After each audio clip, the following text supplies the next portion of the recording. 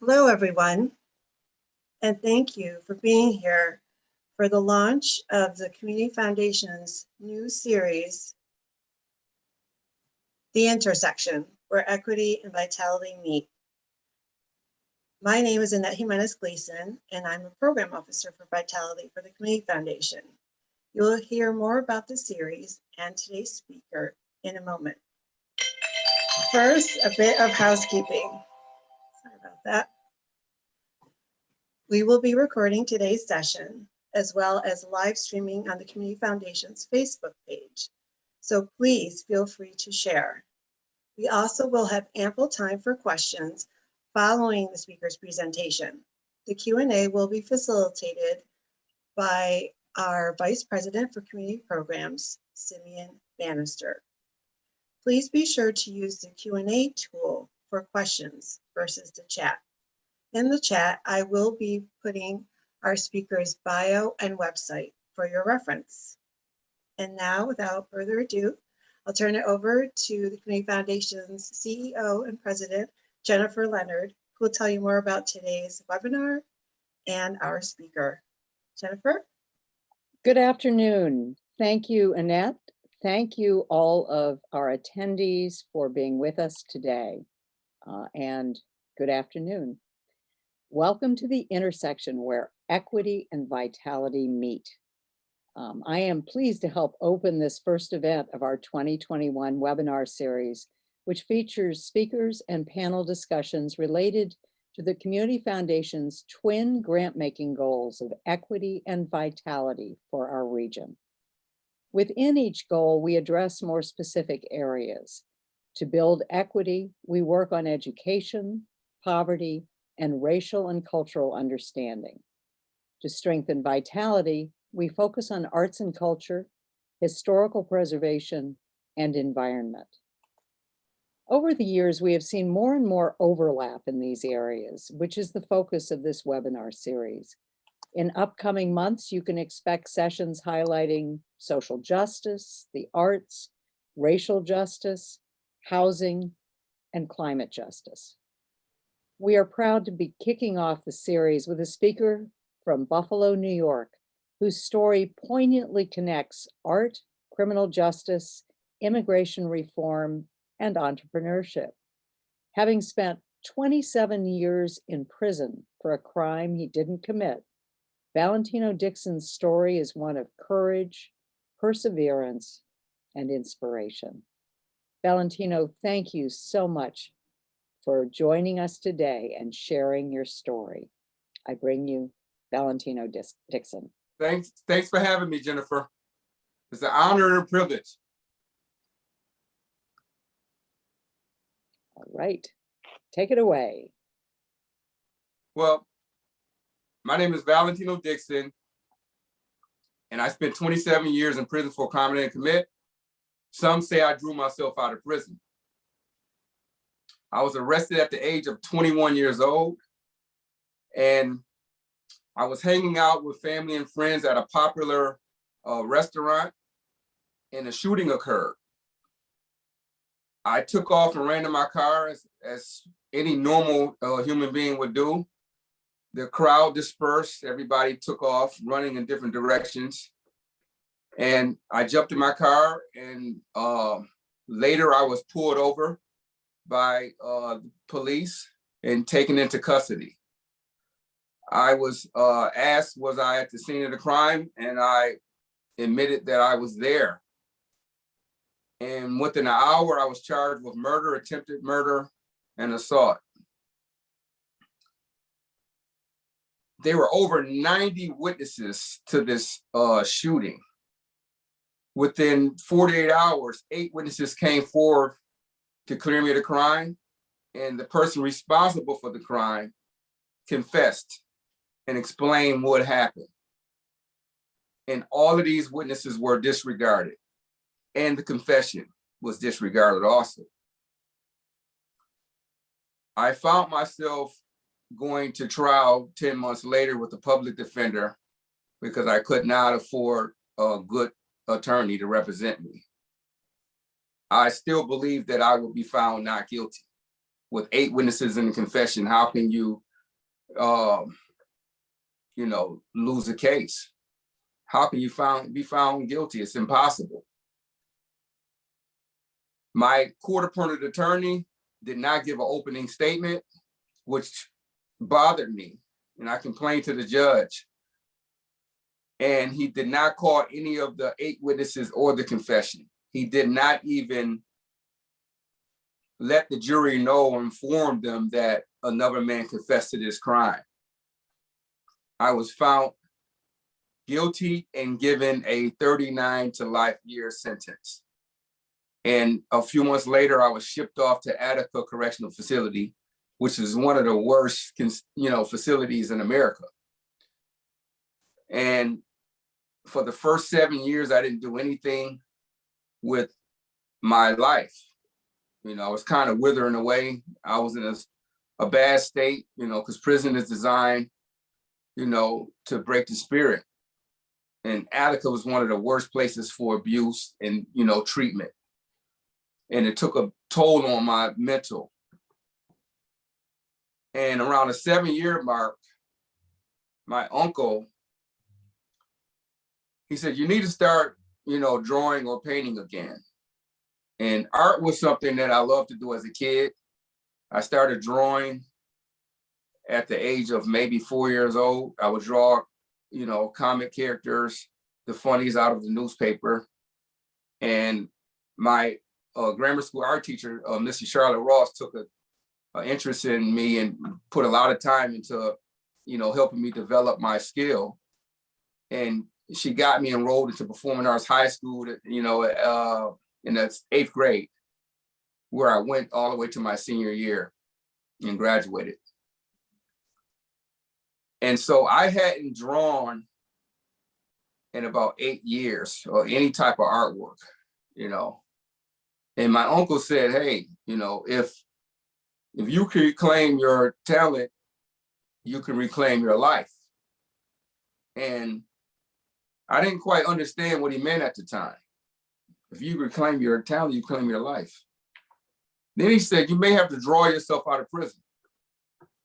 And I'm just like, no way I'm gonna draw myself out of prison. He sent me some colored pencils and some paper, and which collected dust for about 3 or 4 months. But something went off.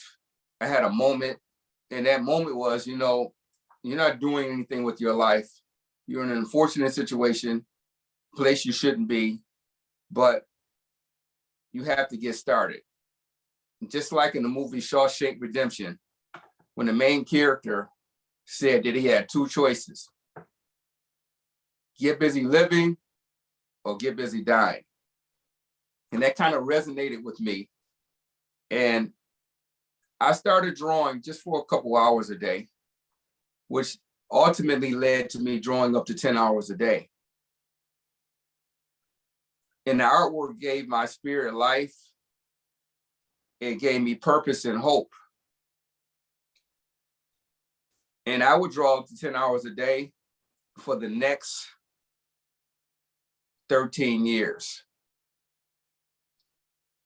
And I had 20 years in, and I had earned the title, the artist in Attica. You know, everybody from the guards to the inmates knew this is what I did with my time, is I drew and I read. And the warden came by one day and he said, hey, Valentino, do you think you could draw my favorite golf hole? Now, I'm the guy from the inner city. I've never golfed before. I know nothing about the sport. I've only played football and, you know, basketball. And so I agreed to draw this drawing for the warden. He was a decent warden, and he tried to make changes around the prison. And it was a 12 hole of Augusta. I knew nothing about the 12 hole of Augusta. I drew it. He loved it. It was actually this hole right here. And it was interesting because it had 2 bridges. And it's all colored pencil. And it has pretty flowers in the background, azaleas. And it was interesting. And I drew it, he loved it. And so, you know, my drawing golf courses is over with, as far as I'm concerned. Then my neighbor, he says, Valentino, you should draw, you know, another golf hole, some more golf holes. I said, what am I gonna do that for? And he says, you need to find something that you can make a collection out of, okay? Because collections are big in the art world. You know, some people just stick with flowers or landscapes or portraits. You know, I was everywhere with my artwork. You know, I would go from this abstract to something like this, an Indian, to another abstract.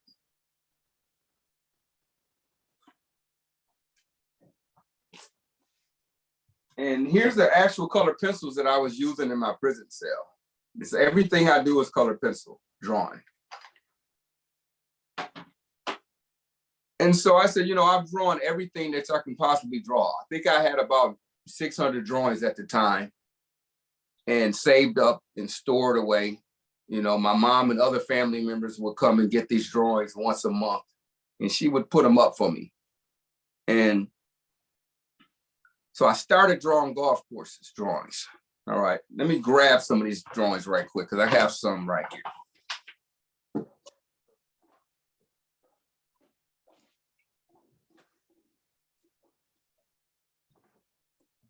They were 7x9 drawings,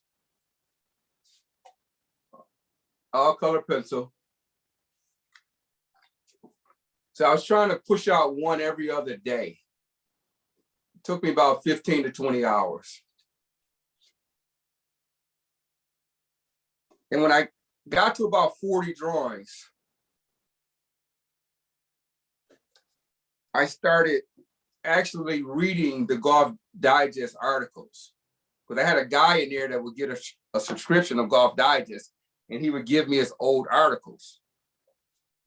And so I actually started reading the different stories in the Golf Digest. And I came across a column called Golf Saved My Life by Max Adler. And every month, Max would take on a story where a person was going through some type of challenge or difficulty. And golf was the only time that they felt good when they went on a golf course. It did something to their spirit. You know, one guy had lost an arm in the Iraqi war. And the only time he felt good about himself was when he golfed. So I started to relate to their stories, you know, and connected to mine, that golf was saving my life. I'm drawing golf courses in the prison cell. And I have 20 years in on a wrongful imprisonment. And as far as I'm concerned, I was on borrowed time. You know, I had friends during that time in Attica that committed suicide. You know, and I had come to realize that the mind is very fragile. So I had to constantly read self-help books, inspirational books, autobiographies, anything that would help invigorate my spirit and keep me, you know, sane, help me keep a positive outlook on life. And what I realized, that we're all going to be tested with something in this life. Okay, we don't get to decide the test. And I read a book by Viktor Frankl called Man's Search for Meaning. And Viktor Frankl was in a concentration camp for many years. And he saw his family members, you know, be taken away to never return. And his entire existence became, how do I find meaning in my suffering? So I had to do the same thing. I was in Attica Correctional Facility, and I had 20 years in. And I concluded to myself that I'm going to do whatever it takes to survive this, to leave some type of legacy on this on this planet. And I sent one of the drawings to the Golf Digest magazine with a 4-page letter explaining who I was and what I was doing and what happened to me. And Max Adler was so taken by my story, he asked to read my trial transcripts, which told it all. And he could not believe it, that the system did this to me. And he agreed to write a story in the Golf Digest magazine, and it came out July 2012, which got the attention of the Golf Channel. And they did a short documentary, which was nominated for an Emmy Award. And the prosecutor that tried the case agreed to do an interview with the Golf Channel. And they asked him, it says, with all of these witnesses that clear him in a confession, you sure you have the right man in prison? And he finally admitted that he was only human, that he could have made a mistake. However, his boss disagreed with him, and I remained in prison. 4 years later, Georgetown students became aware of my case through the media and decided to take on my story and my case as a class project. And there were 3 undergrad students, one from France, one from Japan, and one from England. And I would be on the phone with them almost daily, and we would be going over police reports, trial transcripts, anything connected to my case, okay? Because by then I had become very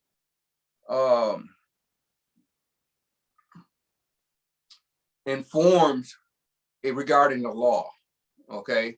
Did a lot of studying, a lot of reading of state cases, federal cases, appellate cases, and I knew exactly what we need to do. I just didn't have the legal representation, you know, or the support behind me. Because the system had designed, you know, violated my most basic fundamental constitutional right to a fair trial when they disregarded these witnesses in the confession. And my attorney was totally ineffective, incompetent. And I actually accused him of throwing the case.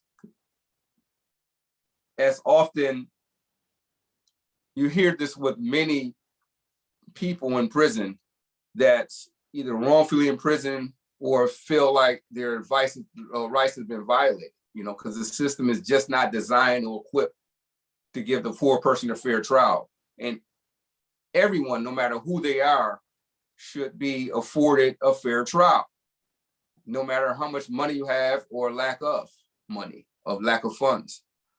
And the students decided to do a documentary also. Now, the main issue here, it wasn't the 8 witnesses that cleared me in the confession. When the police pulled me over, they took my car and they took my clothes, and they said if I fired a weapon, they would be able to take these items to the lab and it would show I fired a weapon, okay? I knew once they took my clothes and confiscated my car and everything that it would show I didn't fire a weapon, a handled weapon or anything, no DNA, no nothing. And the problem is that when they tested these items, they never turned over the results, okay? So I had a list of questions for the students to ask the prosecutor's office, you know, in regards to these items that were taken and confiscated. And during the interview on tape, they asked the prosecutor, what would happen to the items that were confiscated to see if he fired a weapon? The prosecutor says, oh, you know, we tested those items and they came back negative. The problem is, under New York state law, that's a Brady violation because you didn't turn over the results. And that automatically affords me a new trial. And September 19, 2018, I was exonerated of murder, attempted murder, and released after 27 years of false imprisonment. And I hit the ground running because now the real work is done. What am I going to do now? You know, and I had read over 600 books. So I had a good sense of what I needed to accomplish and how I needed to accomplish it, whether it was business, family matters, you know, just being able to focus and navigate myself in this new time. All right, being 27 years away is a long time. However, during my incarceration, I stayed up to date with almost everything that you can think of, whether it was a phone, technology, the way people thought in the world, the way the world was changing. I was not going to be stuck in 1991 like so many people who had returned back to prison while I was there, who were released after 20 years and returned back a year later because they could not survive or adjust to the outside world. I could not allow that to happen to me. So I picked people's brains. I read everything I could get my hands on. I even picked the guards' brains. You know, I even had conversations with the guards about life, you know, the decent ones, you know, and I just gathered as much information as possible. So when I walked out, sorry about that. I'm surprised that's the first call that came through. When I walked out, I had a vision. My first vision was to start a Draw and Talk with Me show, where I teach people how to draw, interesting people, and we talk about something informative, you know, an issue that they've had to deal with in life. It could be their occupation, you know. And so to date, I have 35 shows. You know, I have 4 Hall of Fame athletes. I have a heart doctor, a homeless person. How does this person become homeless? School teachers. How do we make the school system more effective? School kids, name it, I have a show. Buffalo police officer, you know, a music mogul who discovered Katy Perry and Kid Rock. I've traveled all over the world speaking, sharing my story.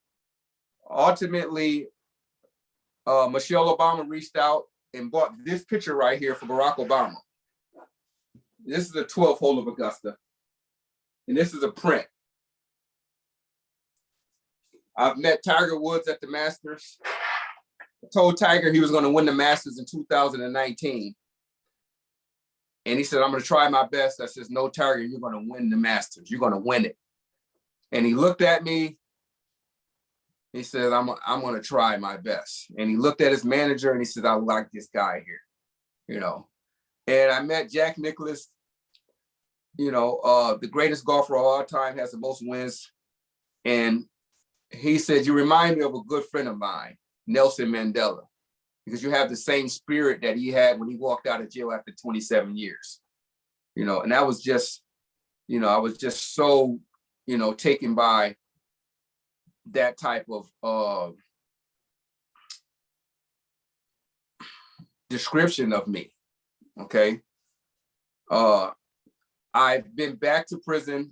I started a foundation, Valentino Dixon Foundation, to end mass incarceration, wrongful convictions, and also to provide programming and courses for kids in the inner city. I want to build a community center where we can teach these kids, you know, life skills so that they don't end up in prison, you know, in the pipeline. Also, I wrote my book, The Soul of an Unfreed Man. Okay, it hasn't been released yet. It'll be out sometime this year. And it highlights my journey from a child to growing up in inner city, to being wrongfully convicted, and to having and how to survive that challenge, you know. And, you know, if anybody have any questions for me at this time, just ask away.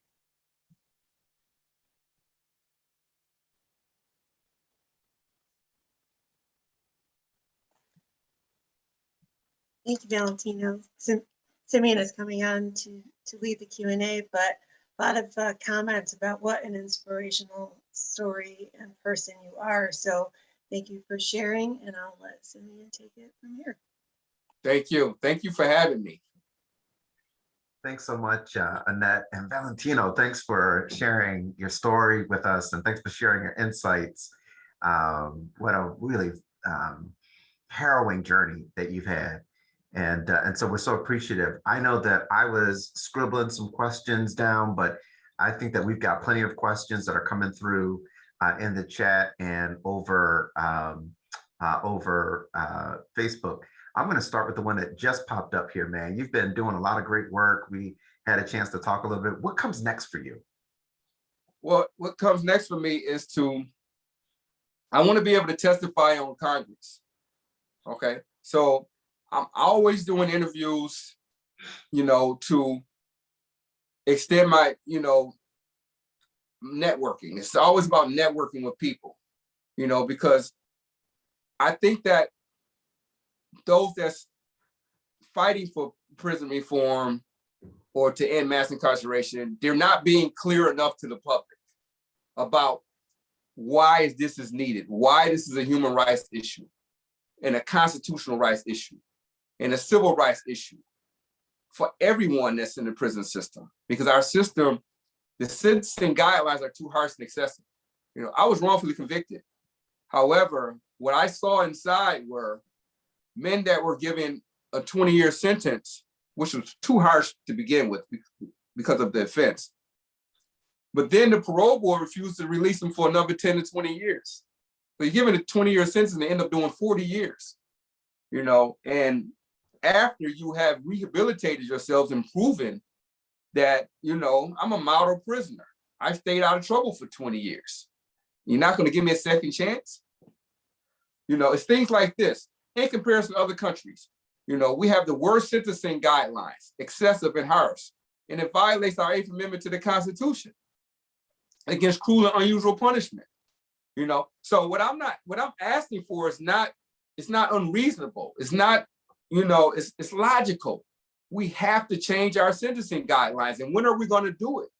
So that's my goal, is to be able to reach Congress, reach the president, who's ever in office. Hopefully it could be Biden, you know, and right now I'm sitting and I'm talking with two big major retailers in America.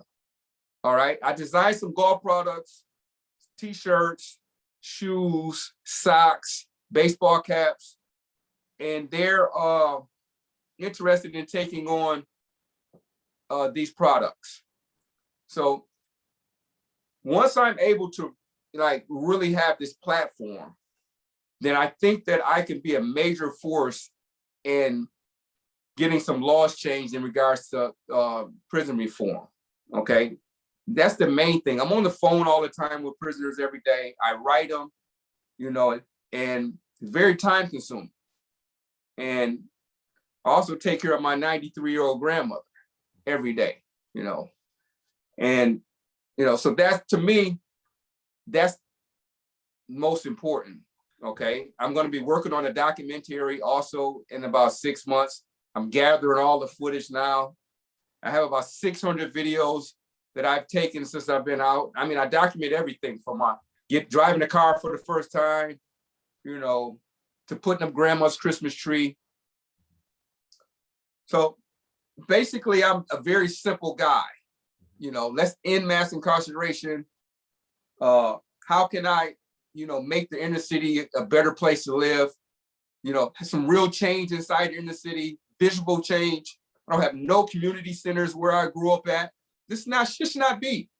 You know, I think there's funding out there that can be raised to make this a reality. Okay, but I can't do it all by myself either. You know, that's it. Just trying to reach people, as much people as possible with my story. That hey, You know, everybody's going through something. Okay, mine was 27 years of wrongful imprisonment. Okay, somebody else's could be a death in the family or illness. You know, I want to use my voice to uplift people and to tell them that it's going to be all right, that you can overcome that. And someone asked on the screen I seen where it says that faith play a part. Of course, faith played a part. You know, I believe God is responsible for all things. You can't do anything without God. He's the all-seer, all-knower of all things.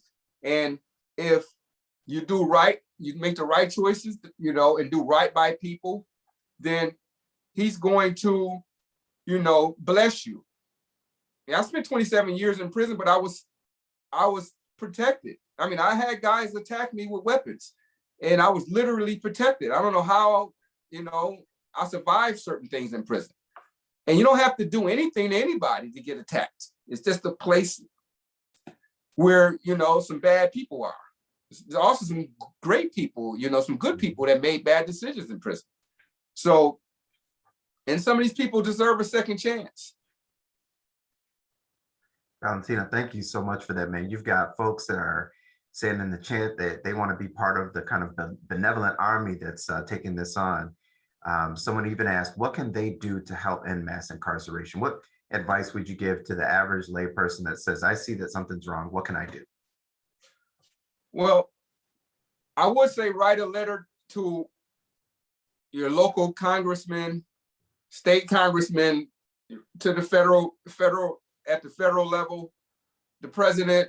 But it seems like these letters, you know, they go nowhere, you know. And so I'm trying to gather as many people as possible. And I'm going to start in New York State, you know, with lawmakers in Albany. You have to pass a good time bill. There's no incentive for people that's done the right thing in prison, you know, and these sentencing guidelines are too harsh and excessive. I'm not saying just release people. No, I'm not saying that. What I'm saying is taking consideration the amount of time you've given them. I know a guy that has 50 years for 2 burglaries, nonviolent burglaries. You have to be kidding me.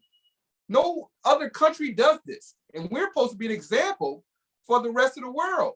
China has a population 8 times our size, but only have 1 million prisoners. We have 2.3 people incarcerated in America. It's unacceptable. And even if you don't have a family member incarcerated and you've never been incarcerated, it should bother you that this is what's happening, that prison has become, you know, a money pit, you know, a way to make money, have investments, and create jobs for a certain class of people. Valentino, man, I want to circle back to some of these themes that have really just jumped out. This idea of art as a way, you said earlier, to kind of lift the spirit. And Yes. You said that 7 years had gone by, and that I took away that family remembered you. Someone asked about whether your family was there when you were released. You talked about your uncle coming and inspiring you, your mom. Can you just talk about the confluence of those things, family, art, and how that helped to sustain you? I was fortunate because I had my mom. I was married twice while I was in prison. I married my childhood sweetheart, and it lasted 7 years, but she always supported me. And then I married a second time. My wife is from Australia. Her name is Louise, and she fought for me for 5 years and overstayed her visa and was kicked out of the country. Okay, and she was given a 10-year ban. She stood by my side those 10 years and tried to come back into the country in 2016 and was denied entry. Said that she was banned for her life, you know. So when I got out of prison, you know, I had to go to Australia to meet her and to be with her over there. And I paid a lot of money for immigration attorneys to get her back over here. It's a mess. Yeah. You know, it's a no-brainer. She didn't commit a crime. You know, she's not a felon. They say she can't come back into the country. I speak to her every day on the phone. Valentino, several folks may have commented about how surprised they are that you don't seem to harbor a bitterness. I mean, 27 years is certainly a long time. Can you just talk about how you feel about that experience? Are they right? Do you have you forgiven? And then what's your take on how you deal with the inner feelings about what transpired with you? Well, the Bible tells us that we should forgive. God forgives us. Who am I not to forgive people that wronged me? Okay. I've always been a forgiving person since a child. It's just not in my spirit to not forgive a person. I almost, no matter what they done, and I'm just grateful to be alive and to be able to speak right now. There's no room for bitterness in my heart or angerness in my heart, to be honest with you. Okay. So much is going on in the world. I mean, you have a 10-year-old kid fighting or dying of cancer right now, battling that disease. My mother had cancer 3 times. Okay. It's so much going on in the country and throughout the world, so much tragedy that you have to count your blessings. It's people that, believe it or not, has went through far worse than what I went in this world. Imagine being born a slave and dying a slave. These type of things. Imagine, being grabbed up and put in a concentration camp. Unimaginable things that human beings have had to endure in life. Okay. And I read about all of these things in prison. And I was just grateful that I had my sanity, that I had this artistic ability, that I was able to encourage other inmates, to inspire them to not give up, to help them get their GED. All of these things that, what life is all about. So there's no time for me to be angry and bitter.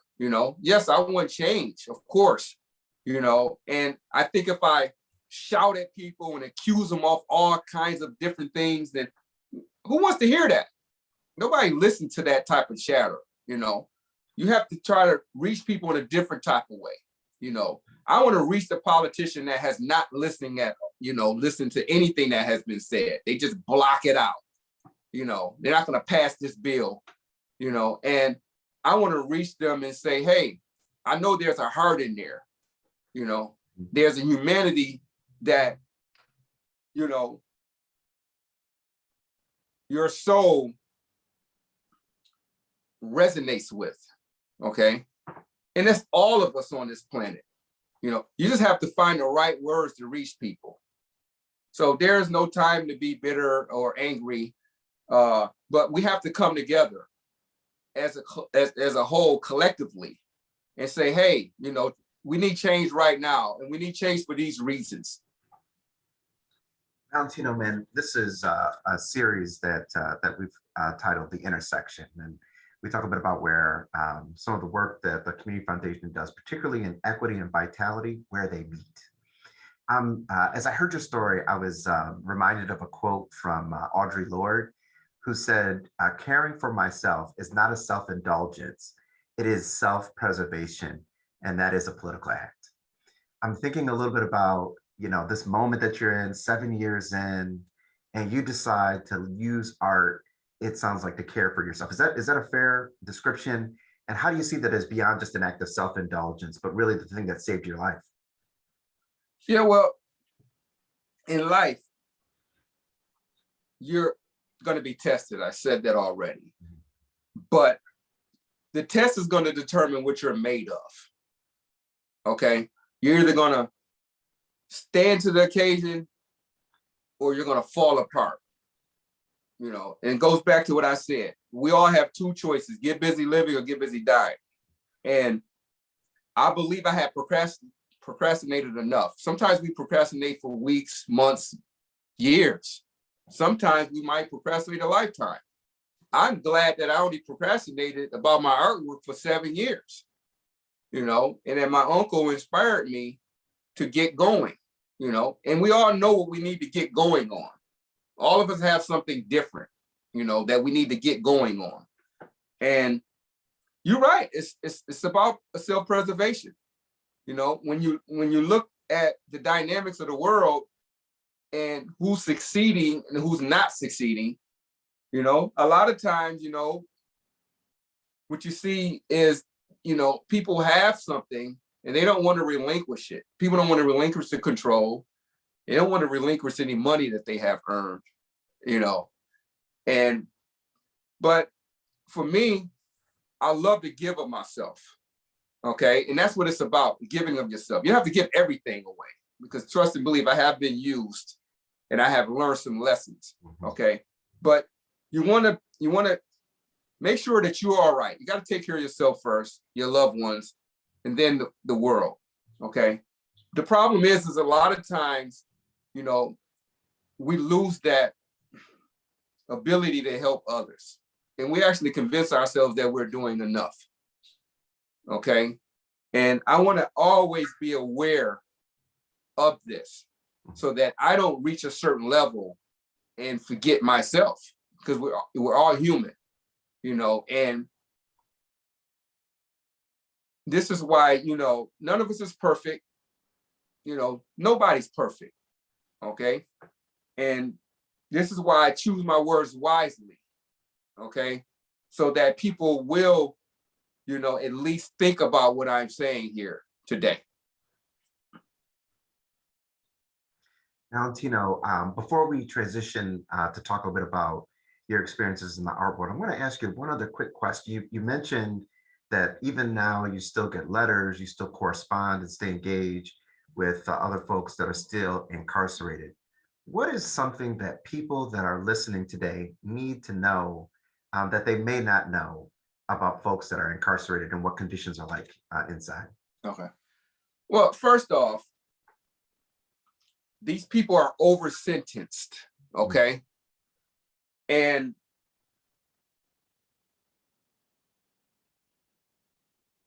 nobody's perfect. People are going to make mistakes in this life, okay? And live to regret those mistakes. And I want to say that 90% of the people in prison deserve a second chance. And it's 10% that should stay there. Okay, you have some people that should stay in prison, you know, because some crimes are, you know, so bad, you know, and then you have some people that's just not remorseful. When you have someone that's remorseful and they've made a mistake in life and they've shown through progress that change is possible, then you need to consider, you know, granting them their freedom. That's not, you know, irrational whatsoever, because we all can make a mistake and end up in the penitentiary. You know, it just happens. It's, you know, you say, oh, not me. Oh, yes, you. It could happen to you, especially if you grow up in the inner city and you grow up around a drug-infested, violent environment where there's an economic devastation, and people are struggling to, you know, to survive. Just things happen all the time in these type of situations, you know, and you have to take that in consideration. Then once you find yourself in the penitentiary with a lot more time than what you should have gotten, now you're subjected to being beaten, mistreated, you know, basic human rights are denied, healthcare, the food, you know, and you have to endure these things.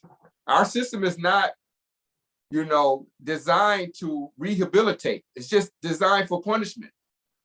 And when you look at other countries like Norway, Finland, Denmark, you know, they have a return rate, a recidivism rate of just 20%.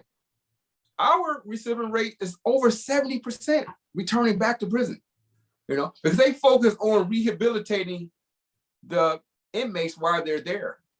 There is none of that here in our prison system.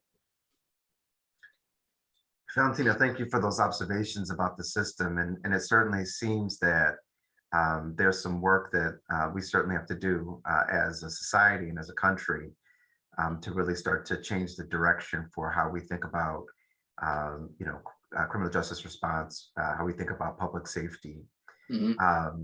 It seems that there's also an opportunity to think about how art really is, this kind of important platform, this important opportunity that can change the direction of people's lives. You shared with us how you started painting or drawing, I should say, the golf courses. Someone was wondering, they were really inspired by the wildlife portraits that you have on your website. So they were curious a little bit to know a little bit more about what inspired some of those wildlife portraits.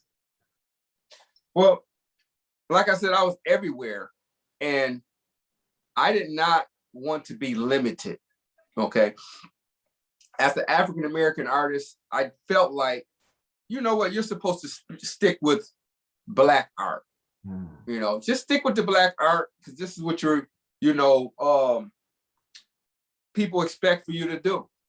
So I said, you know what, I'm not going to do that. I am going to draw everything under the sun, anything I can see, an animal, a portrait, a landscape, a flower, a fish, a boat, name it, I'm going to draw it. And when people see my artwork, they say, oh, no, immediately they say, oh, this is a Caucasian artist. That's okay. Caucasian artist. Yeah, no way a Black guy just drew this right here.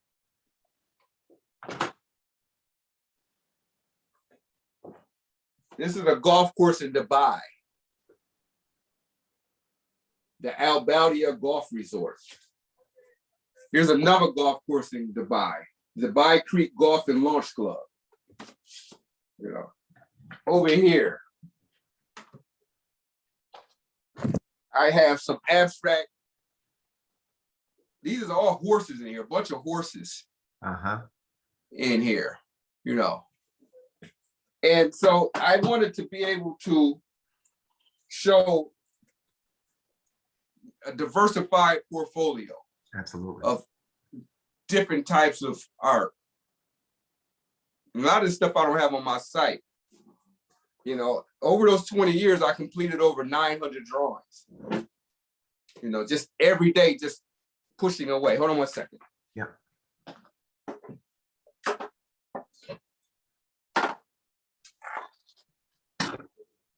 Here goes some more. These are all 16 by 20, so these are not small drawings. Valentino, as you're showing us the work, can I ask you, are there any other artists that you've taken inspiration from? Oh, yeah. My two favorite artists of all time is Jean-Michel Basquiat and Andy Warhol. Okay. And the reason I chose them is Jean-Michel Basquiat he was Haitian, and he was young and he had drug problems. Okay, and he was discovered by Warhol, and it's artists like him and Andy who defied the odds. Andy was not successful at first. He had to constantly reinvent himself in order for the art world to accept him. Okay, and I knew that walking out of prison that there would be many obstacles for me in the art world. And because the art world can, choose whoever they want to be the next big artist, the galleries. It's how they operate. I'm supposed to sell my pictures for $500, $300. These drawings that I put 50 hours into. And so when I walked out, I had galleries just say, hey, you're not going to sell this picture for 10 grand. It's not going to happen. And for years, and I proved them wrong. I proved them all wrong. So Valentino, that suggests to me that you have, number one, faith in your work and in your ability. And then number two, and I was really intrigued with what you were describing earlier about trying to make sure that you had a full range, a full portfolio to show the capacity that you had across your work. I want to wrestle with that a little bit more. I want you to talk a little bit more about your experiences in the art world, dealing with brokers, dealing with others, and even if there's some institutional or systemic issues in the art world that we need to be aware of. Oh, big time. I had one art show in Manhattan, okay? And these people were paid 10 grand to represent me for this art show by the Golf Digest, okay, which pissed me off in the first place. I had a lot of media surrounding my case. What are you paying 10 grand for? But they paid them 10 grand. And then the gallery wanted 50% of anything that I sold during that show, which really pissed me off. But I had read about all of this stuff. I was already informed on, I read a lot of art history. You know, I went to performing arts high school, and because you know what,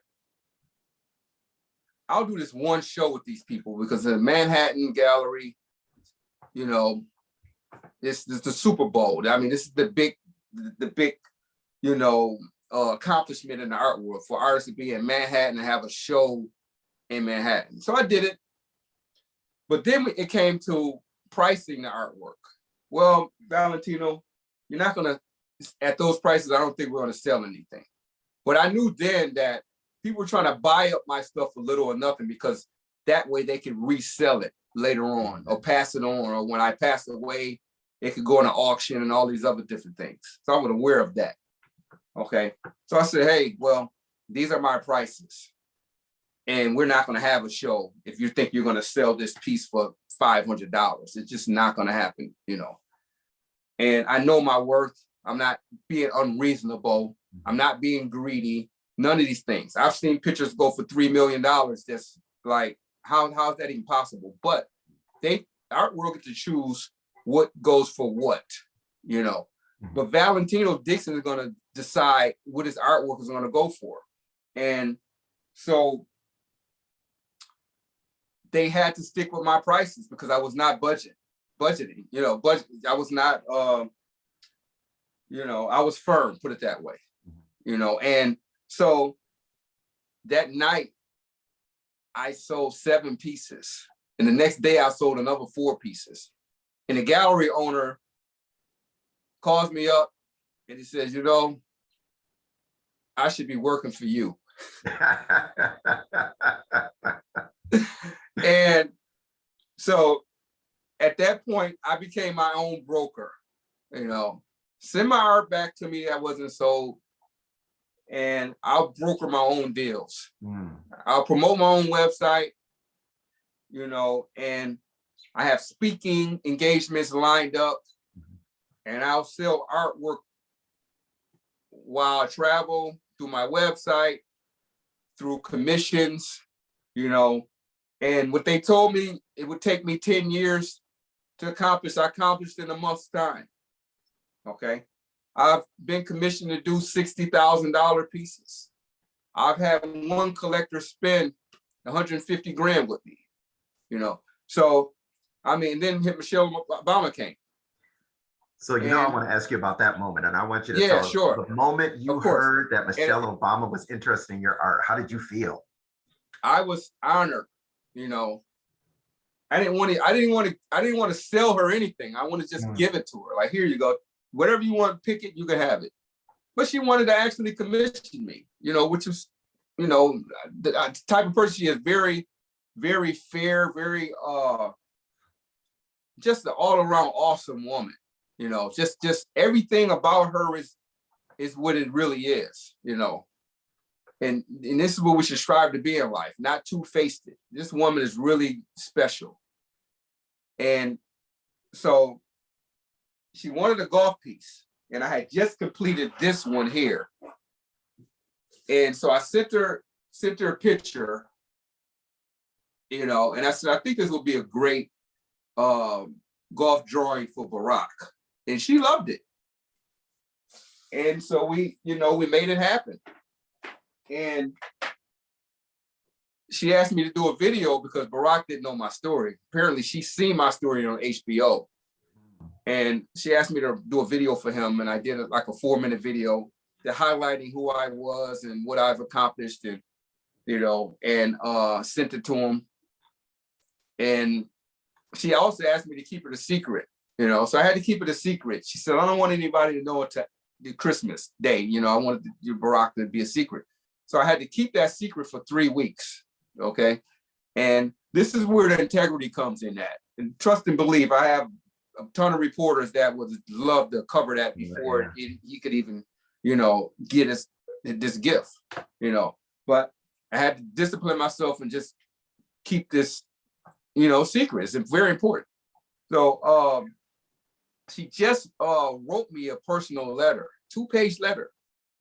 And not going to get into the contents of the letter. She just said she was proud of me and she would like to meet me. Okay, so that's going to be coming, in the future. And also Barack sent me a personal video. I haven't shared with anybody, my mother. And he sent me a personal video congratulating me, which was like the most awesome gift that I could receive from, a first lady and the president, former first lady, former president.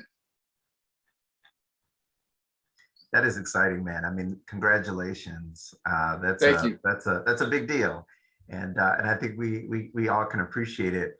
As we kind of round the bend around towards the 1 o'clock hour, I want to invite folks. Please feel free to throw in another question or two.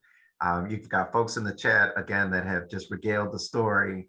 Folks that have said that they are making purchases themselves, and so we got that going in the chat. There are a couple of questions that were on some of the topics that we covered earlier, but they came in a little bit after. So I'm just going to sort of circle back and just kind of ask a couple of That's them. okay. Is that all right? We can go for another half an hour. It's okay.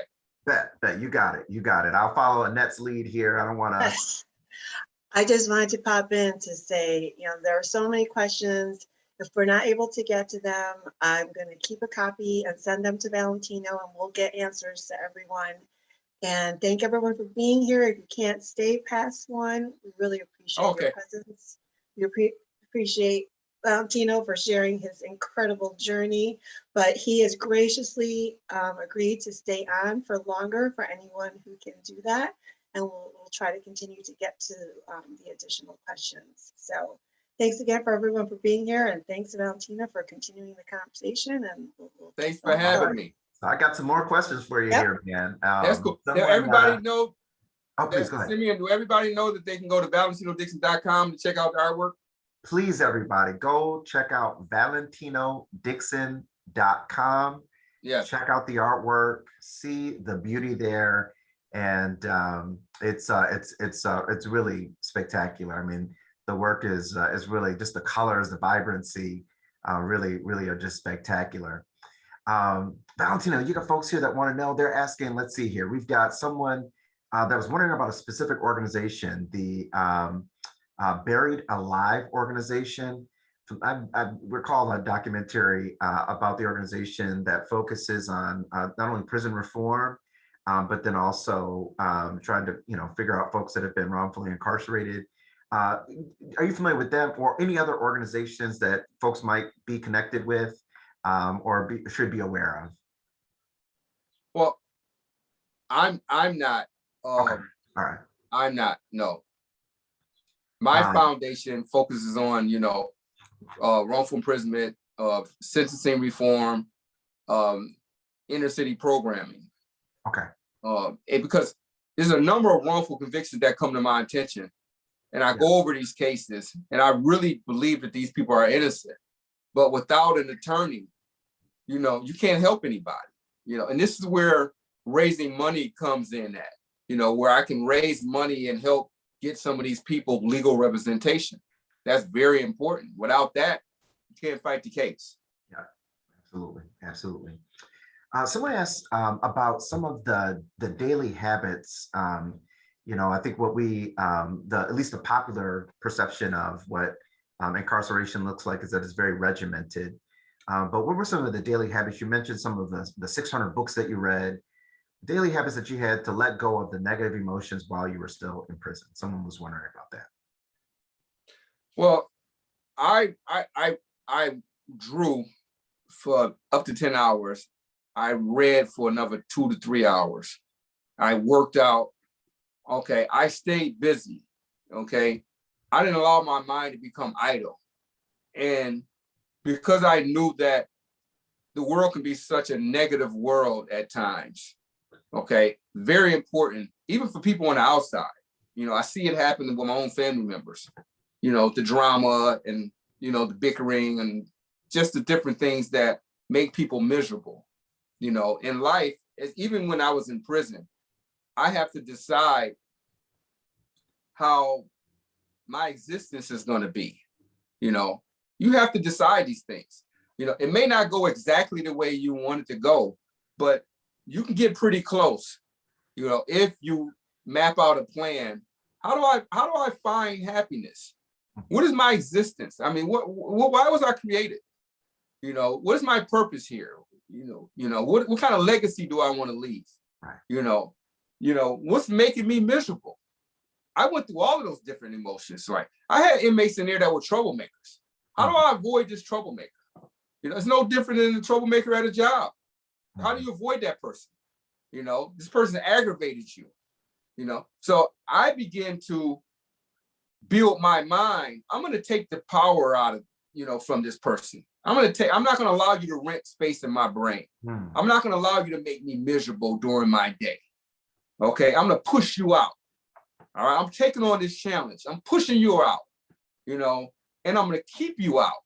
And this is how we have, you know, inner peace. You know, if it's good for you, you embrace it. If it uplifts you, you embrace it. If it doesn't, you push it out. You get rid of it, you know, and when it try to creep in, you push it out. Absolutely. Absolutely, man. Someone asked one of the kind of systemic questions here. They said, can we talk a little bit more about how we can help recently released and formerly incarcerated folks? The system's so broken and it leads to a high probability of reincarceration and recidivism. You mentioned that earlier with the folks that you saw go out, come back in, go back out, come back in. What are your thoughts about that system? What can we do on an individual level to stop the recidivism?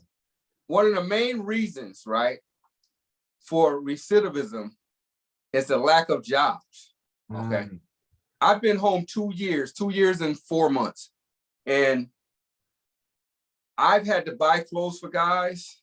I've had to feed them. I've had to help them get shelter, temporary shelter. You know, some of these guys walking out, they don't have no family. They can't get a job. Nobody wants to hire them. This is the main thing. Okay. I've seen guys try to get jobs. Nobody wants to hire them. All right. And just employment alone could change a person's life, will change a person's life. You know, so employment is a big thing. Housing is a big thing, you know. And that's it. If you can't provide housing or clothing for a person that's in need or just released from prison, then we really don't have anything for them out here that's, you know, worth anything for them. Valentino, I'm thinking about a conversation I had with some young men here in our community a few months ago. And we were talking about jobs and opportunity. And one of these young men said to me, man, he said, you know, I got priors, you know, I've been sent up, and they won't even talk to me when I go to interviews once they see and hear that, you know, I have a prior felony conviction. It sounds like that's a, you know, a shared experience. What can we be doing to socialize folks to know that just because you've been in prison doesn't mean that you can't contribute, that you're not, able to hold the job? What do we need to do on that front? Well, people in society have to be educated, right? That nobody's perfect. People are going to make mistakes, you know, and it's unfair for us to treat a person returning back to society as a leper, you know. You know, this person is not good enough to live amongst us or work amongst us, you know, and everybody deserves the same care and compassion and concern as the next person. And we have to stop judging. You know, we have to stop judging. I think you're right, man. And it feels to me that some of the presumptions, and I think some of it's because of what we see on TV, you know, some of what we see in the media about, you know, what happens in prison. And what I hear from some employers, we've been involved in a program here in Rochester called the Center for Open Hiring. It's with a group out of Yonkers called Greyston Bakery. No background checks, no drug tests. Hey, listen, you show up, you want to work, you got a job. But one of the things that we hear as we've been engaging employers is that some folks, you know, in candid moments when the Zoom's not being recorded, right, will acknowledge that they say, is it worth the risk? Valentino, is it worth the risk for folks to engage those that have been formerly incarcerated? Definitely. You know, we have to help each other.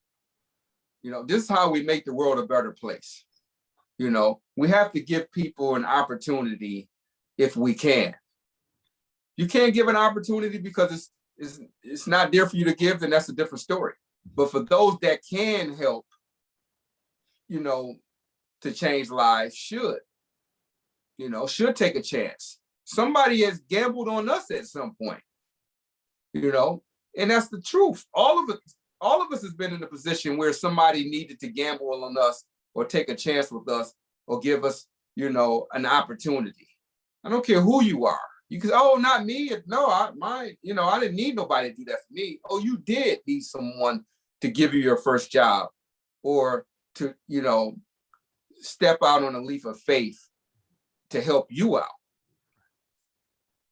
You know, so one of the things that's been coming through, because you're right, we've all got a role to play. There have been a couple of other suggestions that, in addition to what we mentioned earlier with Brittany Barnett and the Buried Alive Project, the Innocence Project was another that was raised. Locally, folks talked to Spiritus Christi's Prison Outreach Program as another tool. And Valentino, I just, you know, would love to hear you just kind of, you know, reflect on the importance of collaborating, partnering. I know that in our conversations, you've mentioned a willingness to work with anybody that's trying to do something about this situation. Someone also asked if there are any other organizations or sources for folks that have been wrongfully convicted and can't afford a lawyer. Anything else that comes to mind? Yes. Well, our government also has to step up. You know, we have to step up. We're spending a lot of money in areas where we could be spending money to help those that's released from prison. Okay, our religious organizations have to step up.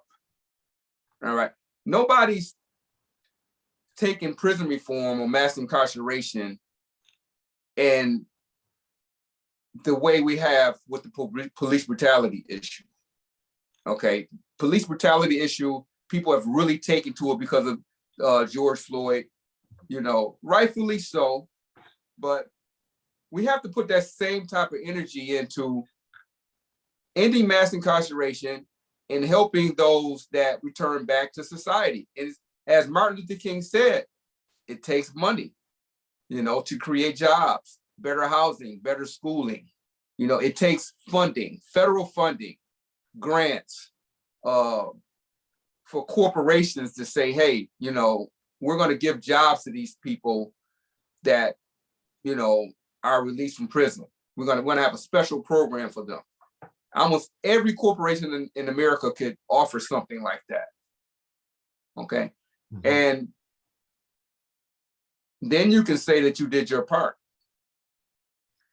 Yeah, it feels like, man, if we're having a conversation about, you know, kind of more sustainable communities, we can't have that conversation if we're just throwing people away, right? Oh yeah. And so definitely, I feel that riff, man. That there's an opportunity for us to think about how we collaborate. And I hear what you're saying across these systems, whether it's the government and the religious community and others, and even foundations like ours, to remedy these situations. You know, one area that's pretty ripe, and your experiences are just so emblematic of this. Where, you know, maybe if we can't dislodge some of the employers, is entrepreneurship a vehicle that we need to be thinking about? And you've done some awesome work, obviously, as an entrepreneur. What I heard you say, Valentino, was that, and tell me if I got this right, you leveraged the time that you had when you were incarcerated to read up, study up, get information, get knowledge. And I think you said when you got out, you hit the ground running. Are there some structural things that we ought to be thinking about to leverage the time that folks are incarcerated to, you know, do skill development and all that kind of stuff? Is that happening enough for entrepreneurship? Yeah, I'm the exception, basically. You know, there wasn't too many guys like me in the penitentiary.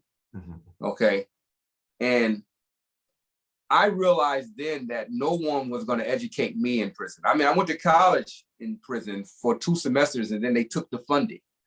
Okay, so I realized then, you know what? I was 21 years old going in. You got to teach yourself everything. Everybody just doesn't have that type of spirit. You know, some people needs to be pushed. They got to be pushed. Like my uncle pushed me with the artwork, you know, and once I got pushed, it was no turning back. But everybody's not like that. Okay. And I encourage guys to be entrepreneurs because, you know, quite frankly, you're going to wait for somebody to give you a job or beg for somebody to give you a job. And 99% of the time, it might not happen. Or 90% of the time, it might not happen. I cannot, you know, rest my whole existence on that. I have to make a job for myself. I have to make something happen, even if it's just selling fruit on a corner with a little stand, you know. And if we have the funding to offer entrepreneurial programs inside the prison, you know, upon release, okay, that'll make a world of a difference in people's lives also. Because people, a lot of times, they don't feel like they have options. They feel so limited that, you know, I can't start a business, but you can start a business. They need somebody to tell them this. You know, a simple book like, you know, Think and Grow Rich. A $5 book can change a person's life. Very easy read. Yeah. You know, Valentino, man, I remember, I guess I want to say it was probably about 8-10 years ago, maybe not quite as much, when there was a big conversation in this state about providing college degrees for folks that were incarcerated. I remember that. And I remember when that funding got ended.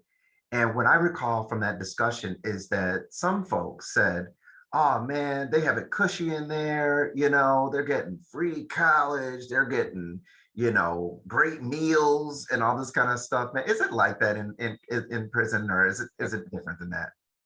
The food, first off, the food is horrible. Like, it's all soy. There's no real protein, you know. And when I say soy, this is processed food. And it's small portions. You have grown men going to bed hungry at night, you know. And the water system is really bad. We have 80-year-old pipes, you know, brown water coming out at any given time during the day. You can't drink it. And then the treatment is bad. You know, many of the correction guards are very abusive, and they have a license to abuse. Nobody's going to question them. Not the state government, you know, nobody, not the local sheriff. Nobody cares about prisoners, you know, very few people do. Okay, so it's not, when people hear about TV, oh, they got TV in there. All right, well, we have 10 stations that you can see in the prison yard, you know, and, you know, people have to have some sense of normalcy, some sense of, oh, I'm a human being. I'm not an animal caged, you know, for the next 20, 30 years. And then once my prison sentence ends, if it ends, then I'm let back out to society. These are people that's coming back out to society, you know, and you want them to come out to be productive citizens, not, you know, a burden on the community. It should be an you know, the word I'm looking for is an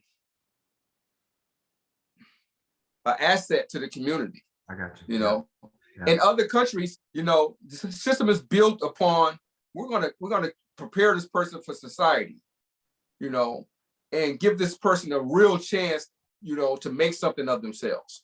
Our system is not designed to care about whether you're going to succeed upon release. Some of these guys walk out and they say, oh, you can't get a driver's license for 6 months. Why can't I get a driver's license? How can I drive to go to work? or go from one place to another if I have the ability to buy a car. Just so many roadblocks. Yeah. That's, we're going to keep you in this system for as long as possible. We're going to do a 5-year post supervision, and just demoralize you any way that we can. Some guys, DMX was quoted as saying, and this is a rapper who's very successful, who just passed away. God bless his soul. He dealt with a lot of stuff, but I heard he was one of the most beautiful people that you could ever meet. And he said he had so much pressure on him that he wanted to return to prison. Like he wanted to return back, Yeah. And I think I've had a moment or two where it was, so much was coming at me, taking care of family and everybody and prisoners and everything, just all of coming at me one night. I said, wow, I was a little more comfortable in this prison cell. How mad and crazy is that? And I mean, I dismissed the thought within a matter of minutes, but it came to my mind. Someone just chimed in that they really appreciate the global perspective that you offered, and to acknowledge that the way that things are done here is not the only way that we could be doing things. And I'm going to attach that to another comment about some of the components of things like the First Step Act and the 3 Strikes Law out in California. And I recall even here in this state, when there was the repeal of the Rockefeller drug laws that had a pretty draconian effect. Yeah, I mean, just other insights about just ways that this system ought to be operating to really protect the humanity of folks that are that are incarcerated. Is it what should we if we were to reorganize this system? What should we be providing? Yeah, let me just say this. The First Step Act, the Rockefeller laws, it did not dwindle the numbers down in the prison system. It did nothing. Okay. A few thousand people are released in New York State, even in California. We still have 2.3 million people incarcerated. That's right. And until we pass something that's really significant, that releases the guy that has 40 years in, 30 years in, okay, get some of these older people out. New York State alone, you have over 7,000 people that's over the age of 65. That's insane. In America, we have 49,000 people doing life without parole. England and Wales, there's only 56 people in the whole country. Okay. So we need to reduce these sentencing guidelines all the way around the board so that we can reduce this prison population from 2.3 million people to maybe 1.6 million people. Because these people that really deserve their freedom, that was over sentenced and is not going to get a second chance at life, not even with the First Step Act, not even with the Rockefeller, And this is where, we have failed in ending mass incarceration. Okay, as long as these numbers are still at 2.3 million people, then we really haven't done anything. I'm thinking back to, I recall driving down the Thruway, and I think that this may still be the case. I haven't seen them in recent years, but I used to always see these trucks parked at different stops along the Thruway that said Corecraft on the side. And Corecraft was, as I recall, the prison industrial complex in this state, churning out, furnishings for school, all that kind of stuff. And, obviously the old trope about license plates. And so in some cases, it was kind of big business, doing subsidized work for some companies. Dell Computers, as I recall, at one point. Home Depot was another that I recall. Is there any truth to that? Is that still happening in? Well, let me say this. Corecraft produced products out of Attica. We had what you call a metal shop, okay, where this big this big industry shop within the prison. And guys would go to work 8 hours a day, producing metal products, lockers, desks, office equipment for large corporations all throughout the world, all throughout the country. And the inmates were making 30 cents an hour, okay? And a lot of them were happy to go to work and make 30 cents an hour because they didn't have no family support, okay? And they would get mistreated at work. I mean, a guy would try to smuggle some coffee in, you know, drink some coffee while he's there. Like, you getting penalized and thrown in your cell for 30 days for something like that. You know, these people making millions of dollars off of the inmates. And I was a barber for 20 years, okay? But I only had to work 3 days a week for 3 hours each day, which allowed me to focus on my artwork and my studies, you know. And Corecraft made everything from our socks to our t-shirts, green issue clothing. I mean, they make everything. And the inmates ran it like any type of sweatshop industry in the third world country. You know what, man, what's coming to my mind, and for folks that are still with us, and we still have over half the folks that joined us from the outset that are still hanging with us. So thank you all for sticking with us all the way through. Might recommend, if you haven't seen it yet, a documentary on Netflix called 13.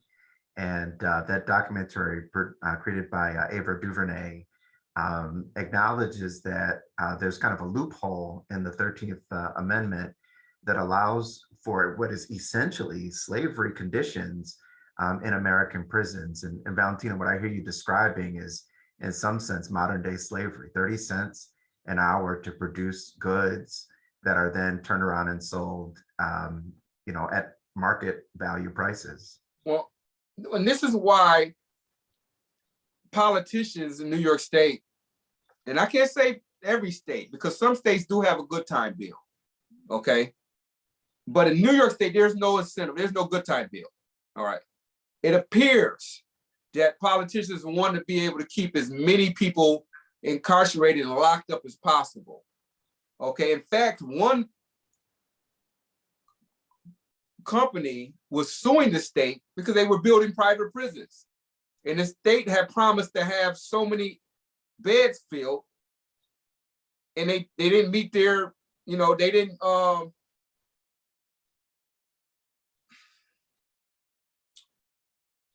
come through on their end of the bargain. Right, you know, right. They didn't fulfill their promise to have these cells filled up. Okay. And it's big business. You know, it's big business, you know, to keep people, deny people parole who's actually more than qualified themselves for parole, who has met every standard and every qualification that was asked of them, and they're still denied parole. Almost like the older inmates I noticed ran things really well for the prison. They ran everything from the machines in the metal shop to training the younger inmates. So they didn't want to let them go. They didn't want to give them parole. They don't want them older inmates to go anywhere because they run the prison. You know, they keep everything nice and clean and neat for the staff. You know, I even had a clerk job, you know, when I was 22, you know, typing and doing clerical work, you know. And so we get used up any way that we can for our labor and our ability to make things run smoothly. We can't have these guys going home. We need them here. You know, we can't pass anything. We can't pass a good time bill that's going to release, you know, 20,000 people in New York State. We just can't have it. Even if these guys have proved themselves worthy of freedom. So Valentino, we've been here today talking about the intersection of equity and vitality. And as our conversation has moved over this last almost hour and a half, we've talked about art and the way that it can lift the spirit and save lives. We talked about self-preservation and caring for oneself, in this case, using art as a way to save your life. We talked about your harrowing story, overcoming some of the most difficult challenges, and something that I think all of us, it would be so difficult to imagine being wrongfully accused and serving almost 30 years in one of the most challenging environments in this country, in Attica Prison. The intersection of equity and vitality. I want to give you, any parting words to share with us, and then I'll turn it over to Annette to let us know any final thoughts, and we'll let folks off into the day. Valentino, you got the last word, man. Well, in regards to our current prison system, and you mentioned equity, it's no different than, you going out and you purchasing a $300,000 home, and you put 10% down. So you have $30,000 invested into this home, but you take out a 30-year mortgage, but in your mind, I need to get this house paid off in 20 years. So I'm going to put more equity into, my mortgage payments. I'm going to double up sometimes. And what's happened and you spoke about vitality, and what's happened is this, is our current system operates like this. The equity is the 2.3 million people incarcerated. And it's vital that we keep it that way, because you have so many jobs at stake, so many investments, so many opportunities for a certain class of people. Mass incarceration is devastating to Black and brown people. This is just a fact. And it's beneficial to those outside of those races, okay? And I know what's at stake here, and I know why nothing has changed, okay? Well, all I'm saying is this, is that let's consider these people who has 30, 40 years in prison. Let's consider them first, okay? Let's start there. These other countries have a cap of 21 years. So for the worst crime, you're not going to get any more than 21 years, and then you'll be considered for release, okay? Let's consider those that are in prison 20, 30, 40 years. Let's consider those people. Not everybody's going to make the cut, but let's at least consider releasing them. And let's pass something that would allow them to be eligible for release or parole. Okay, that's the least we can do, and then we'll take it from there. But it's going to take a collective effort on everybody that feels some type of compassion or empathy for those incarcerated, that we have to come together collectively. And I would love to do something later on this year or early next year, to bring everyone together and to have a stronger impact, to kind of say, hey, politicians, the governor, the Senate, you have to, do something now rather than later. Thank you. Thank you. Thank you, Valentino. You've given us so much to think about. You're such a role model for resilience, and your spirit is inspirational. And the fact that art, like Simeon said, gave you an outlet to keep that positive spirit that you have, it's just phenomenal. And we're so happy that you were the one to launch this new series. The conversation will continue. Our next webinar session will be April 28th, where we will have a panel of local photographers and videographers to tell about their experiences documenting the racial justice movement over the past year, since George Floyd, since Daniel Prude locally, and too many others. And so we look forward to hearing about their experiences and seeing some of their work. Thank you for sharing all of your work Thank you everyone for attending today. This has been a truly unique and inspirational experience. And thank Thanks, you all. Annette. Appreciate you, and thank you, Simeon.